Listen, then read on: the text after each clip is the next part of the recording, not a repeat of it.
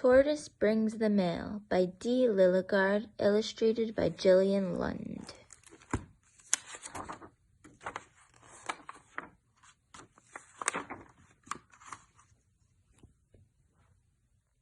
Way out in the countryside, there lived a tortoise whose job was to carry the mail. Tortoise loved his job. He put all the mail in all the right boxes, and he was nice and friendly, but everybody thought he was too slow. One day, Crow said, "I can do better than Tortoise. I can fly in a straight line. I can go fast." Everybody else said, "Let's let Crow bring our mail." Tortoise had to agree. Delivering the mail is very important. Let the very best one do it. So Crow got the job that Tortoise loved. Poor Tortoise. "I may as well just lie in the sun and snooze," he said to himself. But after a while, a letter came floating down out of the air and landed on Tortoise's nose. "My goodness," he said, "I'd better help Crow deliver this letter." Then another letter drifted down, and another, for Crow was dropping the mail as he flew. Letters landed on street tops and rooftops, and in places nobody could reach. There was a big fuss all over the countryside. "Nobody appreciates me," said Crow. "I quit." And he flew away home with his feathers ruffled. Tortoise was so happy to have his old job back. He hummed and smiled to himself until Rabbit said, "I can do better than Tortoise and Crow. I can run fast, and I will put all the mail in the right mailboxes." Everybody else said, "Let's let Rabbit bring our mail." Tortoise had to agree. Delivering the mail is very important. Let the very best one do it. So Rabbit got the job that Tortoise loved. Poor Tortoise. He lay in the sun and snoozed until loud shouts woke him. "This isn't my letter. This isn't my package." It seemed that Rabbit had gone racing through bushes and hopping over logs.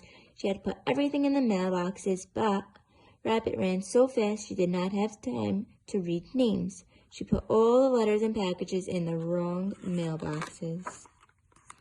"My goodness," said Tortoise, "I'd better help Rabbit learn who's who." There was a big fuss all over the countryside. Rabbit stopped in her tracks. "Nobody appreciates me," she said. "I quit." Then she dragged herself home, all tuckered out. Tortoise went all over the countryside, taking the mail from the wrong boxes and putting it in the right ones. It took him half the evening, but Tortoise was so happy to have his old job back. He hummed and smiled to himself until Fox said, "I can do better than Tortoise and Crow and Rabbit. I'm fast and I'm smart and I never make mistakes." Everybody else said, "Let's let Fox bring our mail." Again, Tortoise had to agree. Delivering the mail was very important. Let the very best one do it. So Fox got the job that Tortoise loved. Fox was not very friendly, but he whizzed through the bushes, leaped over logs. He read each name and put every piece of mail into the right box. Well, almost every piece of mail. You see, Fox sniffed everything first, and when he smelt a package he liked, he kept it for himself. Nobody fussed about this. They had no idea what Fox was up to. They thought he was doing a great job. Poor Tortoise. He was getting very tired of lying in the sun. "I think I'll take a walk," he said one Sunday morning. Tortoise walked along his old mail route until he came to Fox's house. "Fox should be home today," said Tortoise. "I will stop and congratulate him on the great job he is doing." Tortoise knocked on Fox's door, but there was no answer. Tortoise knocked again and then stepped inside. To his surprise, Tortoise saw all the packages that Fox had kept for himself. "My goodness," said Tortoise, "Fox has gotten behind in his work. I will help him deliver these packages even though it's Sunday." So Tortoise took the packages and began to deliver them. It took him all day and half the evening. "But why didn't Fox bring us our packages?" everybody asked Tortoise when they saw him. "Delivering the mail is a big job," said Tortoise. He was happy to be helping Fox, and he was happy to be doing his old job. When Fox came home and saw that all his treasures were gone, he was furious. "Everything is gone!" Fox shouted. Just then Tortoise stopped by on his way back. "Don't worry, Fox," he said. "I delivered the packages for you." Fox took a deep breath and smiled a toothy smile. "Thank you, my friend," he said.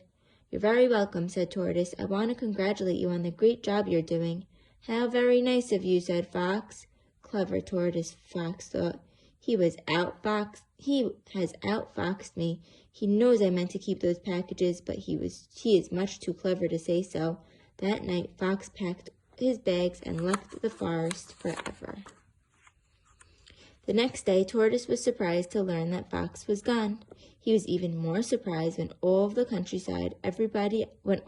the countryside, everybody else said, "From now on, Tortoise, we want you to bring our mail. Now we know you are the very best one." Tortoise beamed. "My goodness," he said, "I'd better get busy." Then off he went to deliver the mail. He hummed and smiled to himself, for Tortoise loved his job.